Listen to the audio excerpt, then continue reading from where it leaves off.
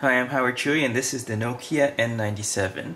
The N97 is Nokia's first touchscreen S60 powered N-series device. You can use it in portrait or landscape mode. To switch to landscape, just slide the keyboard out. Let's take a tour.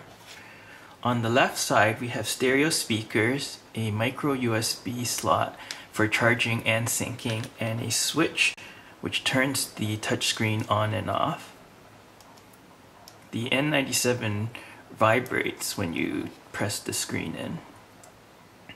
Volume buttons, camera button, 3.5mm full-sized headphone jack, power button. The back has a 5-megapixel camera behind the cover and a dual LED flash. The LEDs are also used for light when you're recording video. Menu button, answer and end, light sensor, forward-facing camera, and this is a sensor which turns the screen on and off when you put the N97 to your face.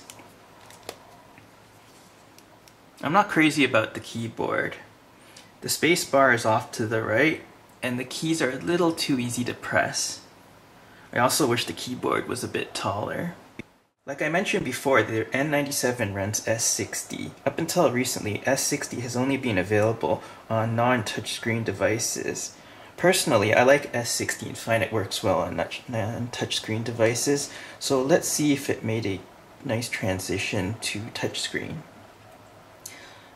I've always found the N-series devices to be slightly cluttered because Nokia packs so many features into their phones, from UPnP to internet radio to an FM tuner that you can use to listen to your N97 on your car's stereo.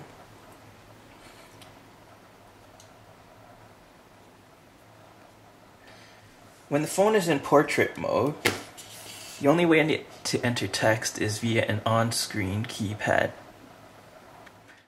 One thing I found about the keyboard is that it doesn't always light up when it's dark. This drove me crazy a few times since the angle of the screen means you can't use it to help light up the keyboard. Hopefully that will be fixed later.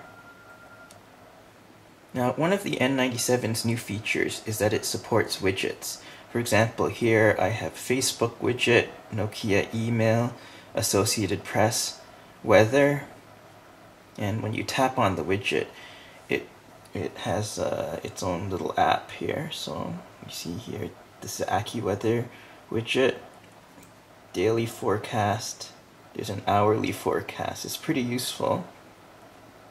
You can add widgets.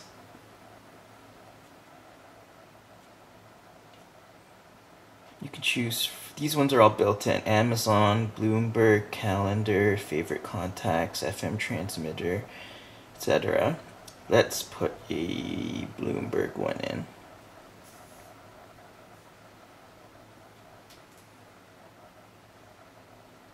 So the screen will periodically update with new information. It's actually pretty useful. One thing I like about the widgets are that they don't change in either orientation. You see the widget's size stays the same when you rotate the screen. Now let's check out some of the apps.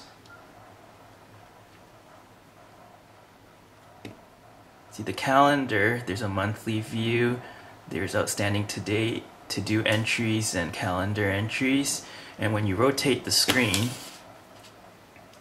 most of them stay the same size, only the order changes, so I like that. Let's check out the web browser next.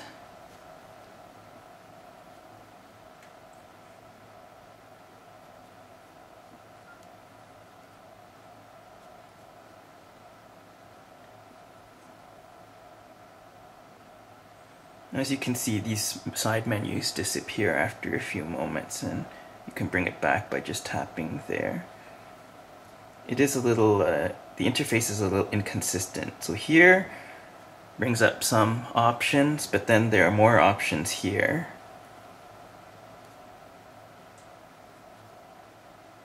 You can type in a URL there, and you can zoom by using this or by double tapping.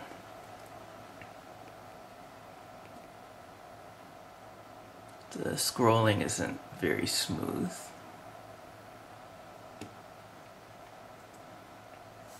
Well, not the speediest platform out there. I've generally been pleased with the performance of S60's devices, so I was very surprised when I found myself unsatisfied with the N97's performance. At first I figured some of this was due to me getting used to the touchscreen interface, but now that I've been using it for a while, I'm beginning to realize it's not that. To drive a touchscreen interface, you need more speed, and while the N97 has a faster processor than, say, the N96 or N85, it's not fast enough. It makes the N97 feel less intuitive. The other thing which really ruins the experience is the fact that the N97 uses a stylus. While I do find it responds better to my finger than most stylus-driven devices, it's still very inconvenient to have to whip out the stylus or use my fingernail. It also feels dated compared to the iPhone, the Storm, or the Pre. Another area where I was disappointed was the built-in speakers. While loud, they're thin sounding, and while they're not horrible, they're not what I've come to expect from an N-series device. Now, RF performance and sound quality wise, I should point out that my carrier only has HSDPA on 850 band, and this is a European N97 which doesn't support that, so my testing is strictly based on edge mode. I found that the RF performance and sound quality were both about average. The sound quality has a little bit of hiss and it's slightly harsh saying. In the end, there's the saying that something is more than the sum of its parts. Unfortunately, that's not the N97. While it's absolutely packed with nice features, the execution is all wrong. While quite new, the touchscreen interface is slightly confusing and feels dated already. It also needs a faster processor. You can think of the N97 as a sandwich. Nokia gave it a nice piece of cheese, a delicious slice of ham, and the tastiest Dijon mustard, but they wrapped it with moldy bread. I'm Howard Choi, and that's my Nokia N97 review.